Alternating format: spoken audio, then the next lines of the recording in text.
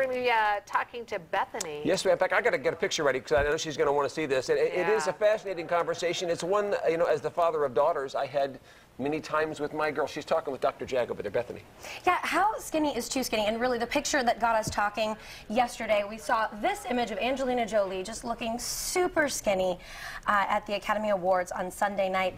And Paul, if you're ready, let's take your laptop really quickly just to take a look at what Angelina Jolie looked like back in the 90s. And really, I've been a huge fan of hers for a couple decades now. I just think she's fabulous, and we've really watched her wither away over the years. So joining us now, we have Dr. Jag Ayer with the Sacramento Surgical Arts. Let's go ahead and take a look at this monitor behind us. Her teeny tiny arm, you can see, it's bone. Yeah. What comes to mind when you see that image? Well, obviously the first thing is make sure that she's not preparing for a role where she's representing a character. But beyond that, if someone comes in looking like that, you want to start thinking about body dysmorphic syndrome, and you want to make sure that they have a support network and get them help. That's where you have your staff also help you give comments and so on. And you even commented to me about her leg, just her so slender, so thin, and you know, it's always a trend. We always see actresses and models just getting smaller and smaller. Is this too skinny? You know, what is too skinny and who defines it?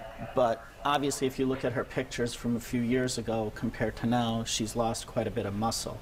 So that's either due to poor nutrition, not eating, and really having a different image of herself than what she had 5-10 years ago. Yeah, and coming over here and looking at this, just that teeny tiny, there's no bicep, there's just no muscle there at all. Is that healthy to have zero muscle? No.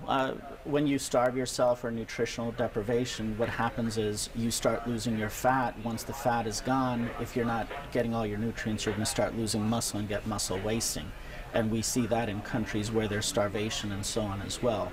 And it's the, quote, skin and bone look. Yeah, it certainly is. Okay, so from the red carpet to the runway, Paul, I know recently we had images of that Russian model, and if you could pull up the pictures from Paul's laptop. I got it ready, yeah. You know, she's kind of become the rage on the runways as well, at least in some circles, and there are those of us who think that's just terrifying. Oh, especially if we look at that far left image, the red suit with her ribs protruding. She says it's all natural. We've seen videos of her actually walking around.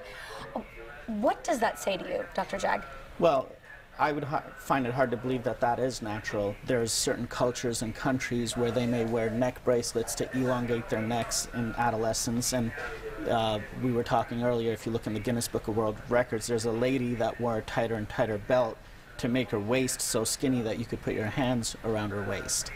So, you know, this is pathology. Yeah, absolutely. So when we come back with Dr. Jag Ayer, we're going to be taking a look at some other plastic surgery stories. Yesterday we were talking about the father down in Newport Beach who performed his daughter's breast augmentation for her 18th birthday, and now there's another story coming out of the UK of a mom who gave her daughter a really kind of disturbing 8th birthday present, and so we're going to be talking about the ethics behind plastic surgery when we come back. Interesting conversation, one really worth having. You know, it occurred to me as I was looking at these pictures and eavesdropping there, maybe the widespread acceptance is a little new, but I think back to Vera Ellen, who was Danny Kaye's girlfriend in White Christmas. Right. With a waist about that big around. She had little legs. Audrey Hepburn. It was very, very thin. Twiggy, the big model from the 60s. I don't know if we'll ever escape this need to be thin. Anyway, let's get to Darren to talk weather a little bit because it's